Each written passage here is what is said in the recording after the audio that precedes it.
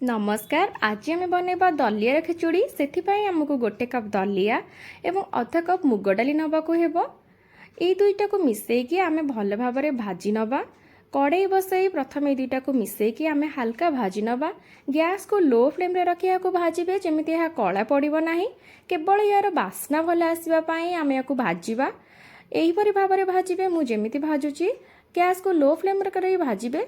जमा भी यार रंग परिवर्तन करेंगे ना। देखु मोर भाजी हो आसला। एवं आम या गोटे थाली को काढ़ी नवा। देखु मु काढ़ी नहीं प्रेसर रे बनईबी तेणु मु प्रेसर कुकर बसई देछि। मुझे पकेबी आलू गाजर बंधाकोबी बीट टमाटो ग्रीन मटर मीठा मका बरगुड़ी और रसुण अदा ताकू छेचिकी रखी कंचा लंका पियाज। प्रेसर कुकर रे प्रथमे आम तेल दबा। तेल हल्का गरम हो आसला परे आम एथिरे जीरा देबा। गोटे चमच मु जीरा एथिरे देली। तापरे कटा जाइथिबा पियाज को दबा। पियाज को हल्का हमें भाजी नबा भलरे। यार हल्का बादामी रंग आसवा अवस्था रे ही आमे अदा रसुण कंचा लंका पकेबा। तेणु से जाए आमे याको भाजी नबा। मु पियाज और कंचा लंका एका बेले पकई देछि। आउ अदा रसुण छेचा एबे आमे पकेबा। हल्का पियाज मोर भाजी हो आसिलानी। यही अवस्था रे गैस को सीम करी भाजिबे कहीं ना मु अदा रसुण छेचा जो पकईची मु सेथिरे बिल्कुल भी पानी यूज करिविनी। सेथिपाई गैस को आमे लो फ्लेम रे करी याको भलरे भाजिबा नहले ये पोड़ी जीवो। गैस को लो फ्लेम रे करी याको भाजिकी यार कंचा स्मेल जेमती पळेबो सही परि भाबरे आमे याको भाजिबा। तापरे आमे एथिरे सब कटा जाइथिबा वेजिटेबल को पकेबा। देखंतु मोर एबे भलरे भाजी हो आसिलानी एवं कंचा बास्ना मध्य पळेलानी बिल्कुल भी तळे लागिनी।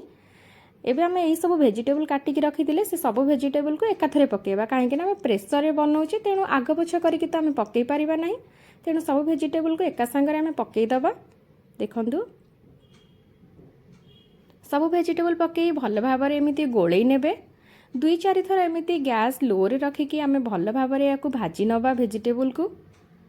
तापरे आमे दलिया और मुग डाली को भाजिकी रखिथिले ताको मु धोई नेछि।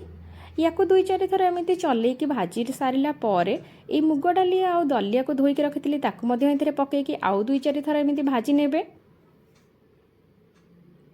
2-4 थर एमिति गैस को लो टू हाई करि परिबे आपनका हिसाब रे। याको एमिति किछि माप नाही बस याको भाजी नेबे भल भाबरे।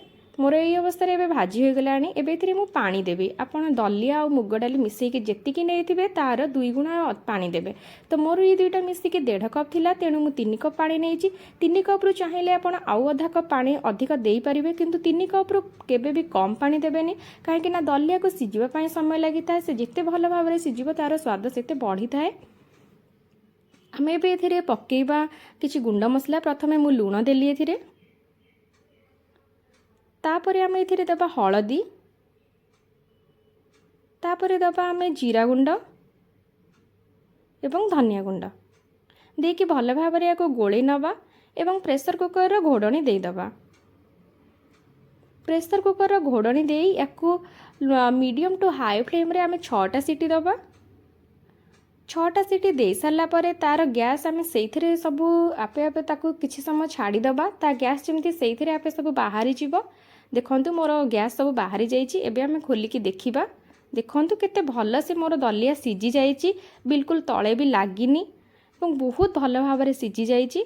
एबे आमे याको काढिकी थाली को देखिबा दलिया किपरि हेइछि। देखंतु केते सुंदर देखा जाउछि। मु या सहित खाइबा पई रायता बनैछि।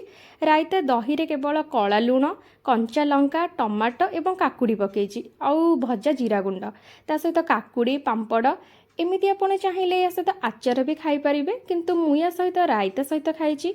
एही परि भाबरे थरे बनांतु।